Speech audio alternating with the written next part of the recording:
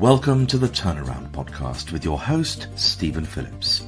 In each episode, Stephen speaks to experienced practitioners who discuss their careers, key moments, challenges, and lessons learned in financial turnarounds and business restructuring.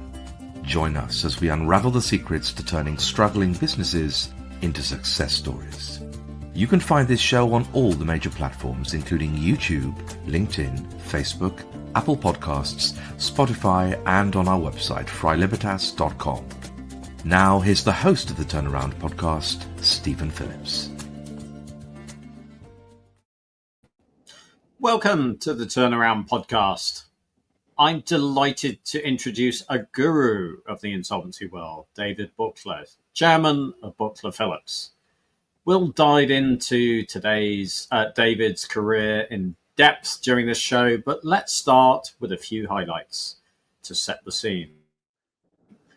David was a former partner at Arthur Andersen before he went on to found Buchler Phillips. He also served as chairman of Kroll for Europe and Africa.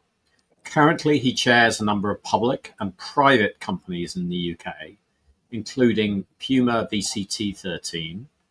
David was also a former president of R3, and his work spans many industries, including football, and I'm sure we'll come on to talk about that. He became vice chairman of Tottenham Hotspur, among other clubs, and is an opera fan, having served as deputy chairman of English National Opera. We joined David exactly 50 years since he started as a chartered accountant. David, welcome to the show. It seems such a long time ago. Yes. 50 yeah, years, and I'm sure it went quickly. When you say it like that. So let's start with your journey into restructuring. How did you get started in the field? I was taken from selling suits in Oxford Street, men's suits. Excellent. At the age of 18, by my father, who knew an accountant, Mr. Percy Phillips, and Percy and Bernard Phillips were brothers, and they decided that me selling suits, I could do a bit more. I hadn't gone to university at the age of 18. I'd somehow managed to get my A-levels,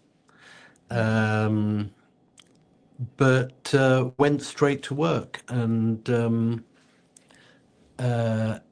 was taken in by the firm of Bernard Phillips and Co., which eventually became Buchler Phillips and Co. And that's how it started. But that's accountancy. So you moved somehow from accountancy to restructuring. So how did that work? Well, Bernard Phillips was with Court Gully at the time, one of the main insolvency practices, insolvency and restructuring, although restructuring wasn't such a big thing in the 1970s. So that's where I started, and that's where I qualified as a chartered accountant. And that in 2024, I got my 50-year certificate from the Institute of Chartered Accountants. Right. Yes. I got it a few weeks ago. Well, congrats on a fantastically long career. Looking back, having sort of been part of the sort of founding sort of Buchler Phillips but you're also a partner at Arthur Andersen, and you chaired Kroll Europe. Which did you prefer? Did you like the sort of building the startup, or is it sort of better to be in the well-established firm? It's fascinating. I mean, Arthur Andersen was an absolutely brilliant organization. But it was an organization of real substance. I remember coming back from New York, one of our partner meetings, and sitting next to somebody that I didn't know, getting off the plane and then seeing this tag on the briefcase, one of the old pilot cases that you would have had, which said his name, and then it went partner Arthur Andersen. So he was actually one of my partners. Yes. And I had no idea. So it was, it was, you know, it was one of the things that in the end I felt moved me more towards having my own organization. Yes. Well, I enjoyed setting that up. Yes. I mean, I recall a similar incident. It happens probably quite a lot in very big law firms where you sort of launch yourself towards one of your colleagues thinking that they're a client or something and introduce yourself to them, which doesn't make the sort of client think this is a joined up organization. Yeah. But it sounds like you enjoyed Arthur Andersen. You enjoyed being part of a big thing. But I mean, I guess it's horses for courses during your career. Sometimes it's fun to be in a startup. Sometimes it's good to be in a bigger organization. So I don't get the sense that you didn't like one or the other. It was just sort of, you know, this is what you happened to be in at the time. I did both. I enjoyed both in my own way, and you know, Arthur Andersen was a particularly fantastic organization. It was a really poor decision somewhere in government in America to end up destroying it. Yeah. Yes. And actually, I think subsequently it didn't seem to get any liability for the Enron scandal, did it? Which is the thing that kind of brought it down. No, yeah, it didn't. It didn't in the end. Yeah. And actually, in like it then just means that there's less competition. Yeah. So I can see what you're saying. Yeah. They could use an Arthur Andersen today as part of the, you know, the big four, big five, whatever it is. But it's gone. Yeah. Now, how do you explain if you're at a dinner party or something and somebody says, you know, what do you do? What is this restructuring insolvency work that you do? How would you describe that to somebody outside of the industry?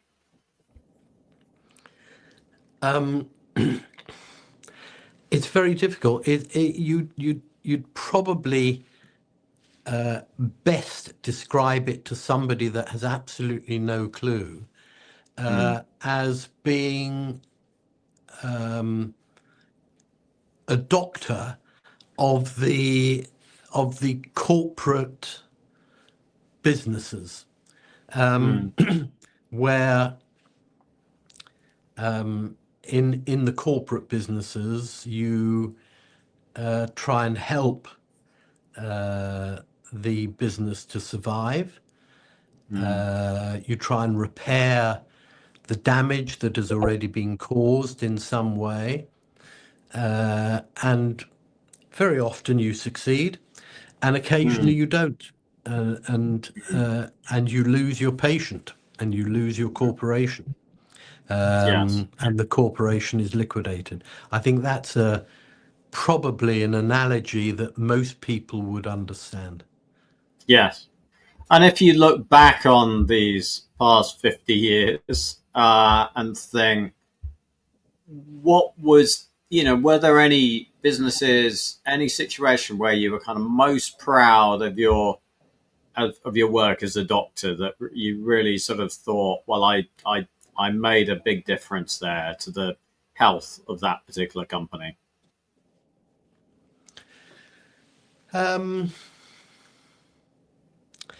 There are quite a lot, actually. Yeah. Well, But you must have your favorites, even though, fathers are yeah, not allowed to have favorites of their children, but there must be one or two that stand out. I have no favorites amongst my children and my stepchildren, none at all. They're all the love of my life. But I suppose, I mean, they're very interesting ones. I suppose something like Baltimore was very interesting, Yeah. because it was, at one stage a FTSE 100 company. And then, it employed thousands of people. It had offices around Europe. And yet it was one of those early high-tech situations where it just wasn't making any money. And eventually had to close, ran out of money. Yeah. Had raised a lot of money on the stock market. It closed. I had to sort of reorganize and restructure a lot of that business. Yeah. It ended up. We took it off the stock market. But once we'd finished our job of restructuring and closing down all the different branches it had and everything else, Yes. there was a company that was left with some liabilities, but with cash, and we put it back onto the stock market. It went back onto the stock market at a price, I think, of, from memory, about 12p, and then we eventually sold it to a buyer at 26p. Yeah. Yeah. Yeah. So pretty much doubling, more than doubling the value. Yeah, that was Fantastic. interesting. And tell me, I think a lot of people know you for your football work. Do you want to just talk a little bit about how you got into that and some of your experiences there? I'd been involved in, going back to the 1980s with some football clubs that had got financial difficulties. And then in 1990, Spurs were trying to sort out the debt they had with Midland Bank, the forerunner of HSBC.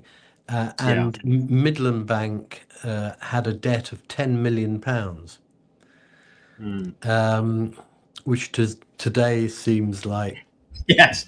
peanuts. I'm sure the Premier's would love just a debt of £10 million nowadays. Yeah, exactly. But at that moment, I was introduced, I was asked to come along to a meeting and introduced to Stephen Adamson from Ernst & Young, who happened to be a good friend. But he was being asked to help Midland Bank as their potential receiver. Yeah. And once I'd got involved, we sort of did a bit of work together, and then and Midland Bank got a bit calmer, and we eventually sorted out the £10 million by selling Paul Gascoigne. Okay. And that in itself was a bit of a miracle, because he got injured in the FA Cup final, which Spurs won.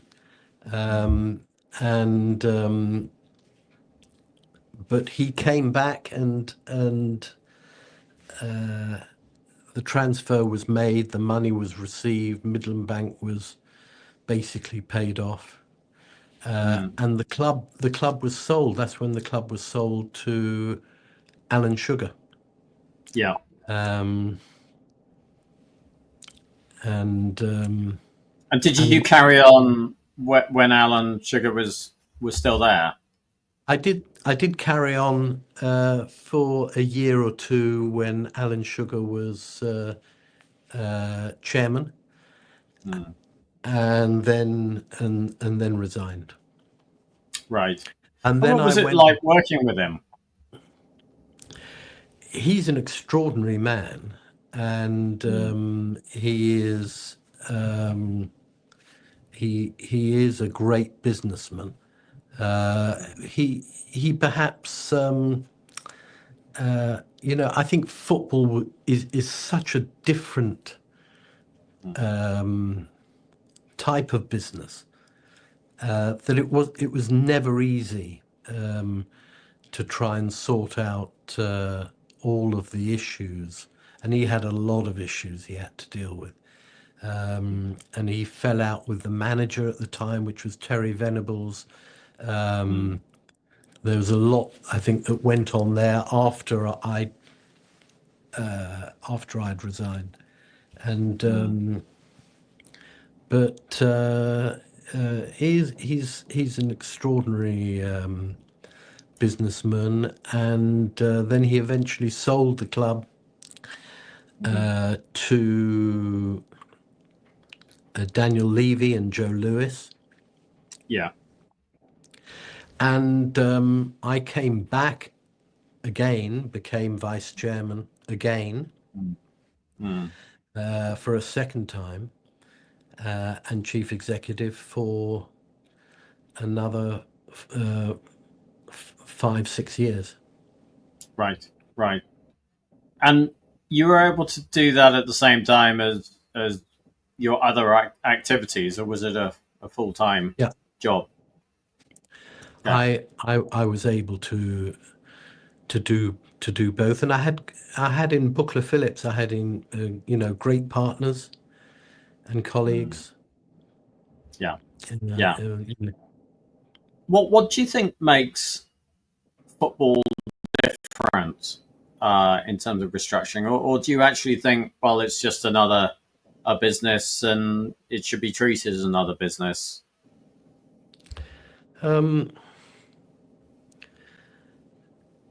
It's always different.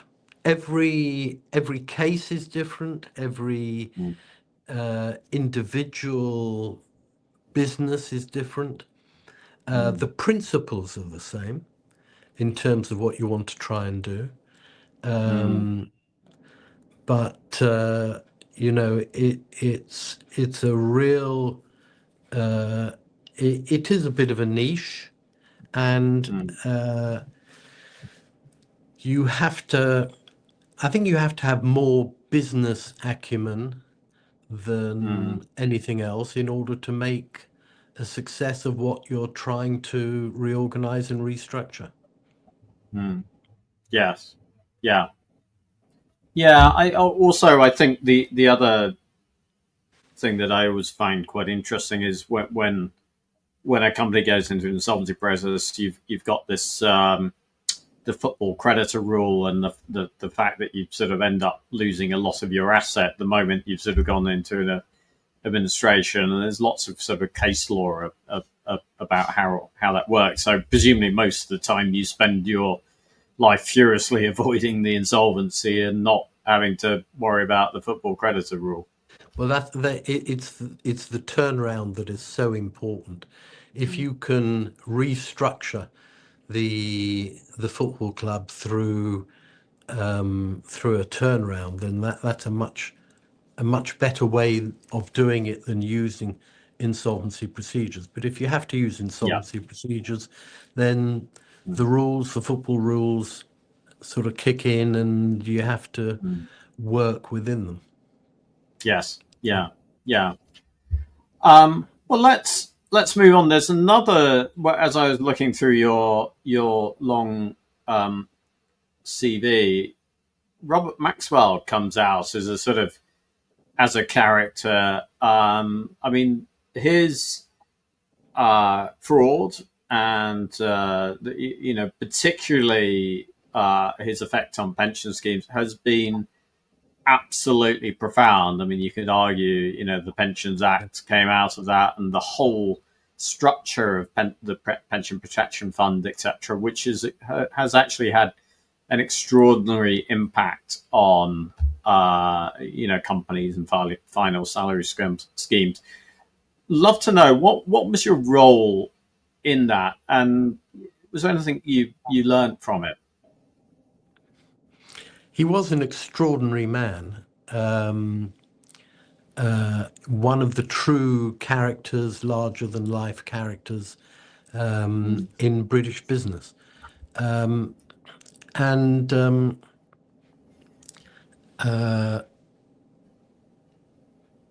remember meeting him when he was interested as one of the buyers of Tottenham.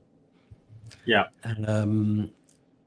Before Alan Sugar eventually bought the club. And when the meeting was finished, in his own inimitable, larger-than-life fashion, he said, to me, he said, "Now, don't forget," he says, "you can contact me on these numbers." And he gave me a number of his boat, a number of his aeroplane, a number of his place in New York where he was going to, in England. It was a whole raft of numbers just in case. But he got caught by the two club rule, and he was the owner of Oxford United at that time. So he in the end he couldn't get past that to buy Tottenham. Right. Yeah. But a real character. Yes. But what was you were the insolvency bankruptcy trustee? Yeah, trustee in bankruptcy. Yeah. Right. So you presumably you went in there with the hope that you could find assets and make claims, etc. How did it work out? It was quite a journey, because I remember at one stage we were chasing money around Europe, which was being moved and moved and moved every time we got near it. But it was, he unfortunately didn't survive. Apparently fell off his boat that he had in the Mediterranean, and it was It was very difficult, very difficult, Mm. Um, and so any and lessons? left a lot of problems. Yes. Any lessons learned from that situation? Presumably, there's a lot of public interest, a lot of emotion about the situation. How did you deal with that? Well, listen, the emotion is not ours. There was a lot of emotion around Robert Maxwell generally, but the emotion was not ours. We had a job to do, and we tried Yeah. to do it to the best of our ability. Mm. And you know, in the end, we succeeded in doing that. But it was there was a lot of emotion floating around, and some of the things that came out Yeah. after his death were, as you said, groundbreaking in terms of the law that was introduced to try and curb the excesses that might have resulted in people losing money. Yeah. Yeah. Yeah. Well, switching gears a little bit, um, if you were to advise a young person, do you think this is the kind of career they should be looking to get into? And if so, what would you advise them? How should they get into it? Whoa. You know, the one thing that has been prevalent within the whole of the restructure insolvency side of the business is all the rule changes. There are so many rule changes that come in, and Mm, you've got to keep up to date with all those rule changes. mm, But the advantage, I suppose, also is that anybody coming into this business is that they come into an area where the sectors are agnostic. You can deal, you can be involved in all sorts of different types of businesses. mm, And you know, the profession is not huge. So mm. getting to know people in the profession, networking is very important. Yeah. Because networking eventually will enable you to generate your own business, and that could be very important. Yes. So it's a wonderful profession to come into, Yeah. but a lot of hard work. Agreed. Agreed. But let's be specific. How do they get into it? I mean, what's the career route? Well, after it's post university that Mm, you can join either through the accounting or legal profession, or joining as a student to qualify, mm, taking the insolvency exams through one of the regulatory bodies. The mm, Institute of Chartered Accountants do it, or the Insolvency Practitioners Association, or the Law mm, Society. You can become an insolvency practitioner, a mm. qualified, a government licensed insolvency practitioner Yeah. through any of those routes. Yes. And would you? I mean, maybe you're not sort of you don't have a view on this, but I guess there are other ways of being involved in the restructuring business. Like there's a whole bunch of some of the bigger sort of boutique restructuring advisors like a Rothschilds or a PJT or Moelis. I had Matthew Preston, some time ago. Yeah. Do you actually think that's as interesting or less interesting? Do you think you get a bit more hands-on by being an insolvency practitioner?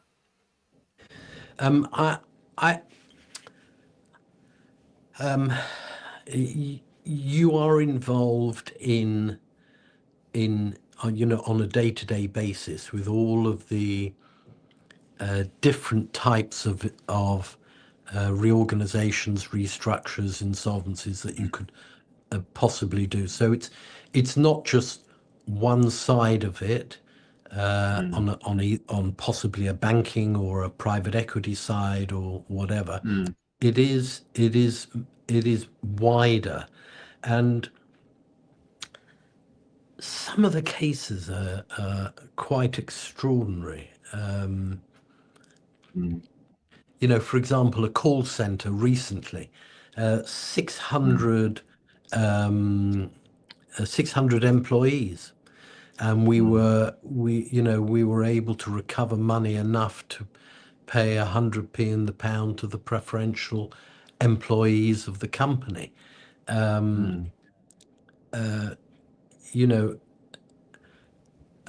company like Cargo Logic that was destroyed by sanctions.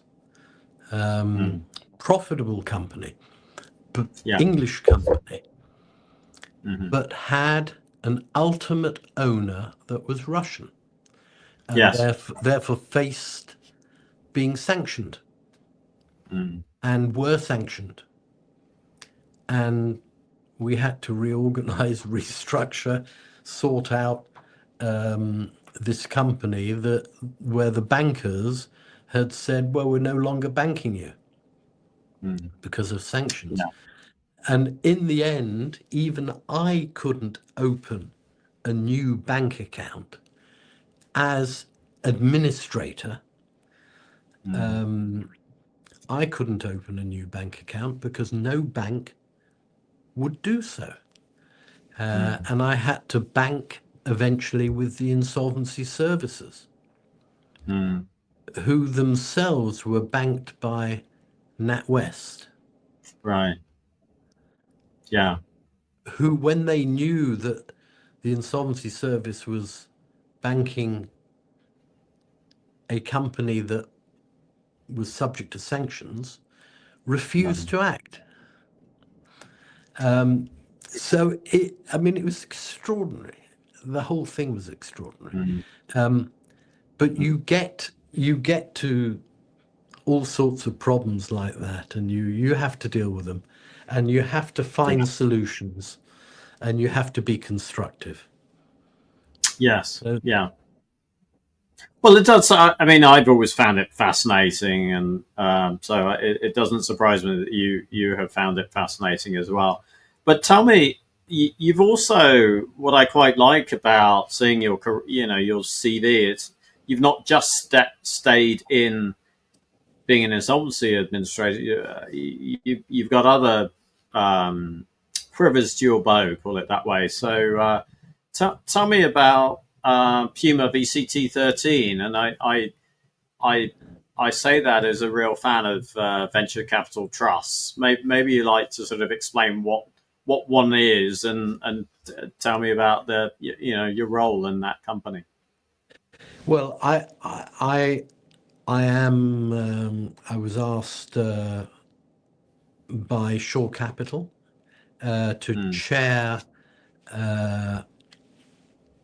VCT 7 initially, and that closed very, very successfully. And then they asked me to chair VCT 13. In fact, we had an argument. I said to them, well, shouldn't we go to 14 and miss out 13? They wouldn't have it. And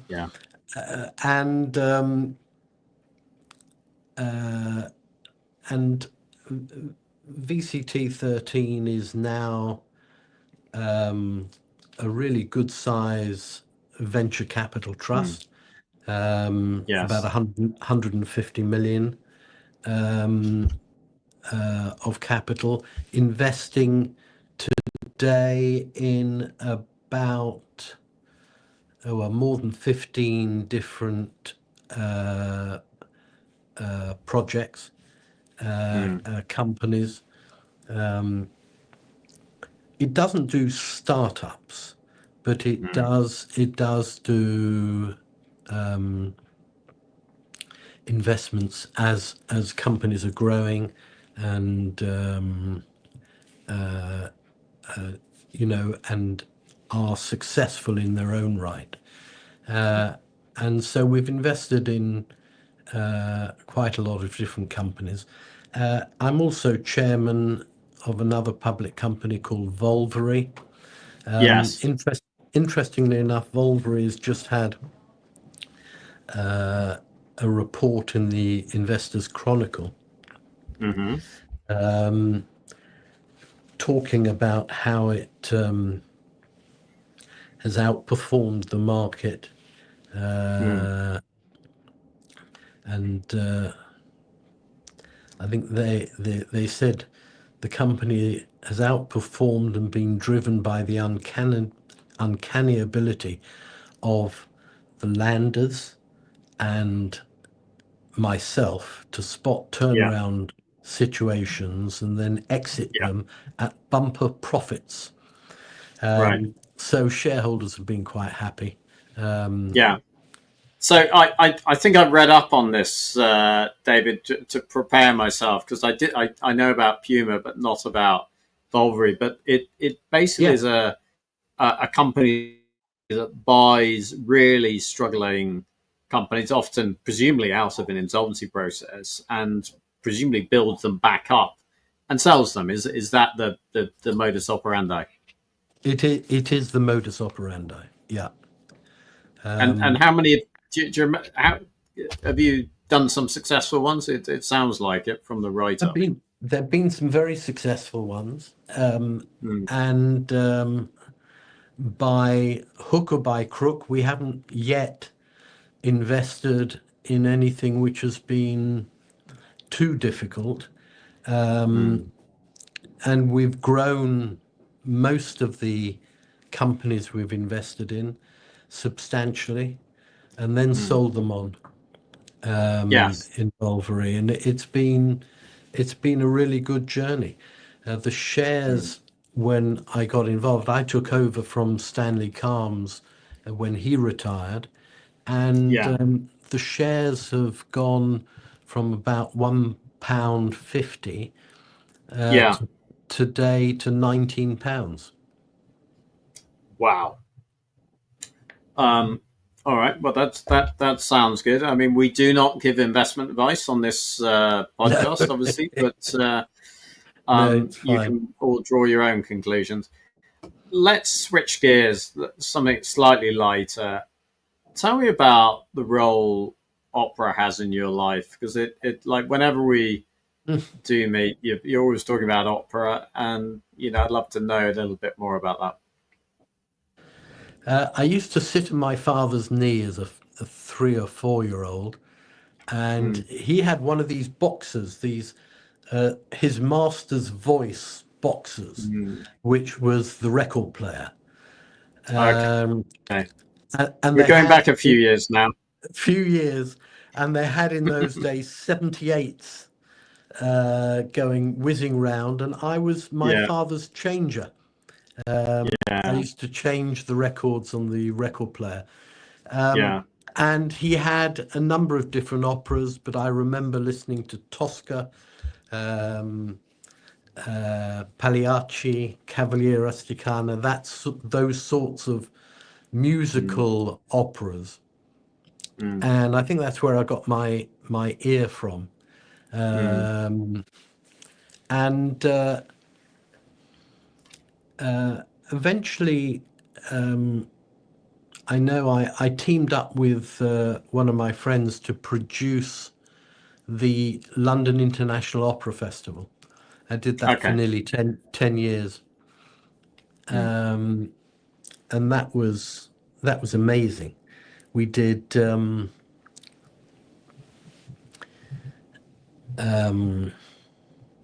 month of operatic events, from recitals to operas in conjunction with the Royal Opera House and the English National Opera, to concerts at the Royal Festival Hall, Wigmore Hall, all sorts of different venues in London, Yeah. the Donmar Warehouse, the Place Theatre, everything. We used to have a whole month of events going on, and those were amazing times, absolutely amazing. They're quite groundbreaking. Yes. And now I write reviews on my Okay. Opera Spy blog, and Okay. still do that today. Well, we'll put that in the show notes. So if people want to listen to that or read it, Yeah. I should say. So we probably should draw to a close. Maybe looking forward on the restructuring side. Tell me how do you see things in the next year or two? Well, it's quite a busy time, and I don't see us not being busy for a while now. Yeah. I think there is a lot going on, and I think the restructure market and reorganizations of companies and businesses and turnarounds of businesses, I think is going to be quite busy for a few years to come. Yes. Yeah. And do you attribute that to effectively mistakes in the recent budget, or do you think that's a bit unfair and it's a wider issue that we're talking about?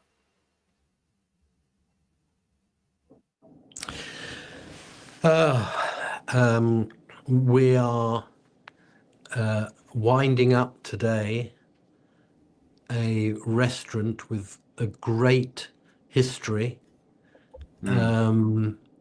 that cannot afford to pay its staff anymore.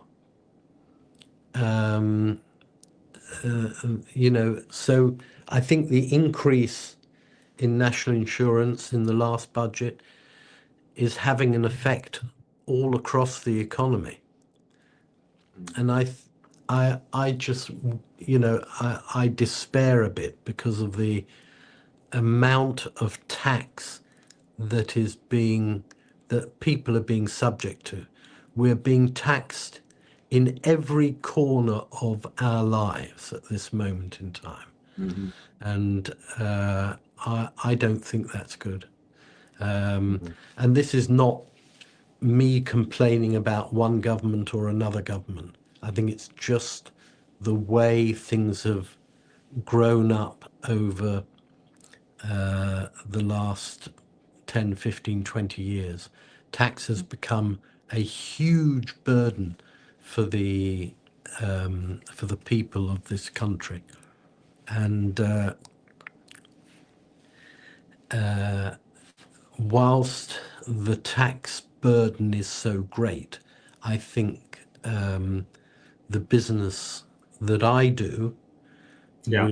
will continue to be busy. Okay. Well, look, on that note, I wanted to thank you for your time. Thank you for joining the podcast and congratulate you on those great 50 years. I mean, we've scratched the surface, but it sounds above all that you've had fun, which is good to hear. Thank you, Stephen, and thank you for your podcasts, which I really enjoy. Fantastic. Brilliant. Okay. Thank you very much. Thank you. Bye-bye. Bye-bye. You've been tuning in to the Turnaround Podcast with your host, Stephen Phillips. You can find this show on all the major platforms, including YouTube, LinkedIn, Facebook, Apple Podcasts, Spotify, and on our website, freilibertas.com. Thank you for your positive reviews, comments, questions, and for sharing this show with others.